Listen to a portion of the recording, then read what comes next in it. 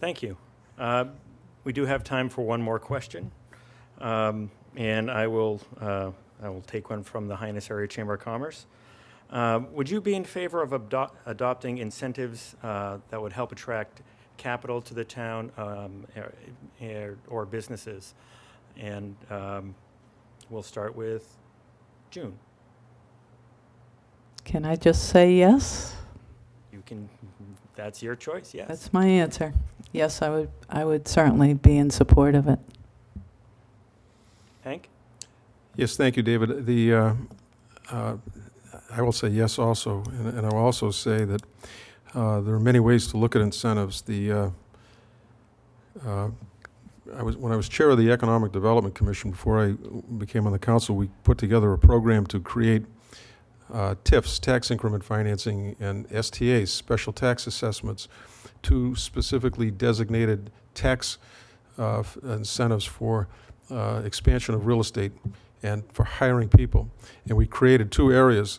The TIF area was in the industrial zone, and the STA was on Main Street in Hyannis. And the STA, you only need to hire one person, but you do need to spend capital on improving your facility.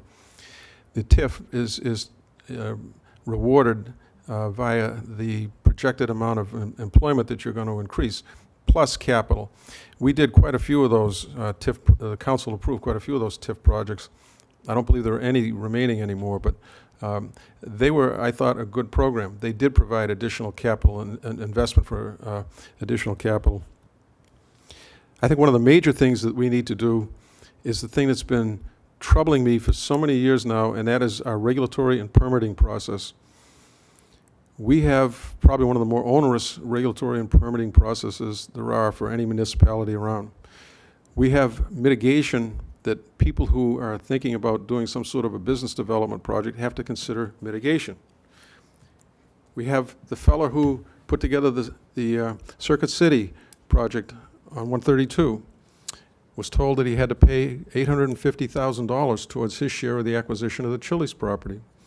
We had Chad Doe, who converted the old head injured center down by the hospital to a condo project, commercial and residential, and Chad was told that he had to pay $435,000 in mitigation.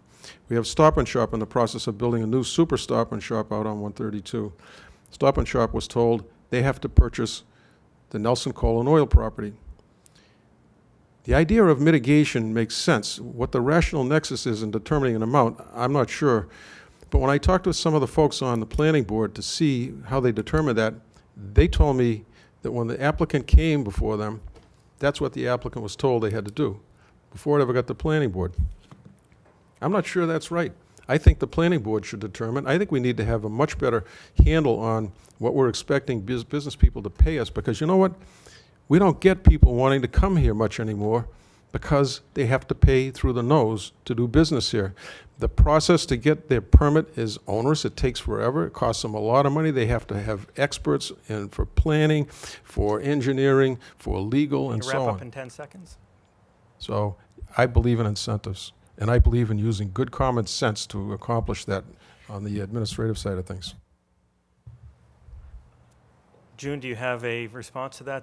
Regulatory, the town's regulatory services was my second option on the question, since Hank went on at length on that. Do you have any comments on the town's, any views on the town's regulatory services in permitting process? I do have something I'd like to say about that, because I do hear complaints at our civic association meeting how difficult it is to get a permit for someone who works out of town, and I would look into some way to make it more user-friendly, whether it be through computers. You know, I don't know what the process is at the moment, but maybe better forms and stuff that can be done through computers.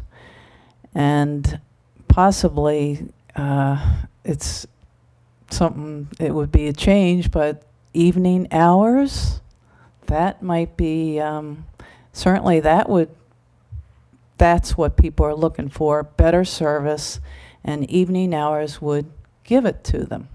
So it's controversial, but I would try to look into that. All right, thank you.